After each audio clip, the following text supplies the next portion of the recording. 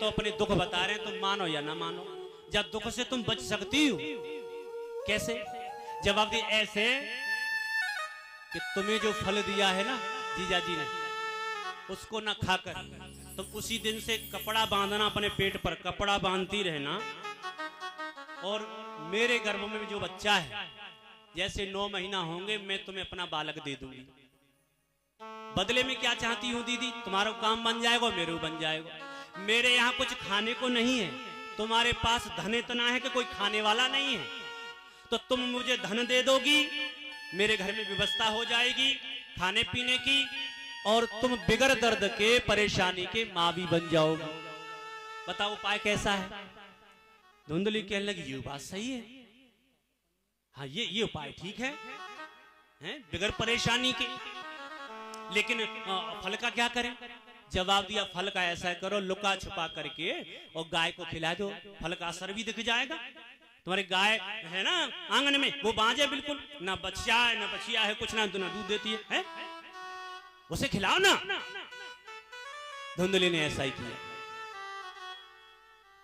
लुका छुपा करके फल जो है गाय को खिला दिया, और खुद अपने पेट से पट्टी बांधती रही हैं, और अपने पंडित जी महाराज को कहती रही हैं कि देखो डॉक्टर कहते हैं कि अगर हमने नीचे कदम रखा है, अब तो तुम्हें देखो चाय बनानी होगी, हमारे लिए खाना तुम्हें ही देना होगा। नीचे पैर रखा हमने, अगर चले फिरे ऊंचे नीचे पैर आ गया तो गर्भ खंडित हो जाएगा, ऐसा डॉक्टर कहते हैं। इसलिए हमें आराम कराओ, बेड रेस्ट बताओ हमें। तो कुछ माताएं ऐसी होती, खैर जा लालपुर में तो कोई है ही ना ऐसी जो ऐसे ढोंग करे, मान लो। हाँ, अब तो धुंधली जो है यही उपाय कर रही है। अब तो पंडित जी महाराज घर में झाड़ू पोछाऊ कर रहे हैं कि हम पिता बनेंगे, पिता बनेंगे।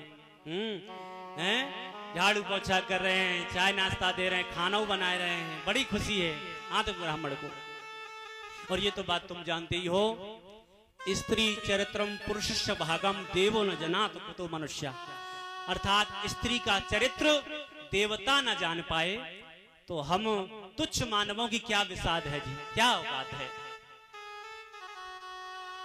ये स्त्री जो है जो मन में ठान ले वो करके दिखाती है।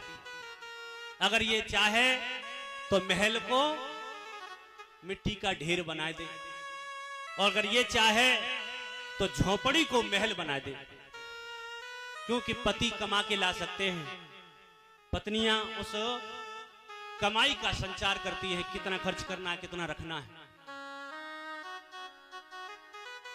और ये तो बात तुम सब जानते ही हो, जिस घर में सुमित हो जाती है वहां संपत्ति नाना प्रकार से आती है, और जिस घर में कुमित हो जाए चाहे कितना कमा ले वह घर की पार कभी नहीं पड़नी है।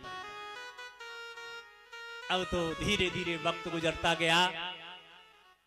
एक दिन की बात रहे, जब प्रसव का नंबर आया तब धुंधली की बहन जो रहे एक सुंदर बालक को जन्म देती, और बालक को ले आई धुंधली के पास और कहा दीदी दीदी, हाँ आज सो रही हूँ का? अरे जगो ना, देखो बालक हुआ है, लाला हुआ है तुम्हारे भाग्य से जी, लाला आप ले लो, और तुमने जो कहा था वादा के मुताबिक मैंने अपना लाला तुम्हें दे दिया, ये तुम्हारा है, वादा के मुताबिक तुम हमें धन दे दो। अब तो धन मिल गया। फिर कहा कि इसको मैं पालूंगा कैसे, कुछ तो मुझे सीखना होगा, मैं कैसे क्या करूंगी, जब रोएगा तो क्या होगा। तो धुंधली की बहन ने कहा चिंता न करो, जीजा जी को बहका लियो, कहियो के थोड़ी देखभाल घर में करनी है, 2-1 महीना हमारी बहन को बुला लाओ, तो हमें बुला लाएंगे, हम यहाँ रहेंगे और पलवाए देंगे। हैं तो आज देख लो भैयन के पास बहनें नहीं आ रही हैं, जंत करवाए हैं, बुआ नहीं आ रही, लेकिन सारी सरज आ जाती, सब देखभाल करती हैं। अब वही हुआ, धुंधली ने अपनी बहन को बुलवा लिया, देखभाल वही साहब, और उसके बाद नामकरण संस्कार होने लगा। तो पंडित जी महाराज नामकरण संस्कार करने लगे हैं। तो पंडित जी महाराज से सभी कहने लगे, पंडित जी महाराज देखो आज परंपरा है ये, पंडित जी महाराज नाम ढंग के रखियो, ऐसे ही नाम पुराने मत रखे दियो, नाम ढंग के रखना।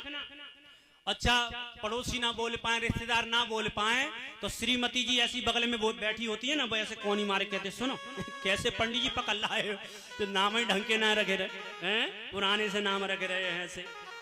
तो वही हुआ, धुंधली ने ऐसे कोनी मारी पंडित जी महाराज में और कही सुनो ये नाम हमें ना अच्छे लग रहे, हम तो नाम रखेंगे अपने लला को अपने हिसाब से। मेरे लला की मैया कौन है? पंडित जी महाराज ने कही तुम हो। ना ना ना नाम लेके बताओ, तुम ना है कि धुंधली बस धुंधली वा की माँ तो धुंधकारी वा को लला, हाँ रख लो नाम हमने अपने लला को धुंधकारी। अब ये कथा सिखाती है कि नाम हमें सोच समझ के रखने चाहिए, नाम हमें सोच समझ के रखने चाहिए। और साथ ही साथ जब से गर्भ धारण करो तो गीता पढ़ो, रामायण पढ़ो, अच्छी बात में बैठो, अच्छी बातें करो। तो अगर तुम लड़ाई झगड़ा में बैठोगी, लड़ाई झगड़ा करोगी, टीवी देखोगी, मोबाइल देखोगी, नाच कूद देखोगी, तब असर बच्चे पे क्या पड़ेगा? हैं क्या असर पड़ेगा? बाद में फिर ये कहते ए हमारा तो जी है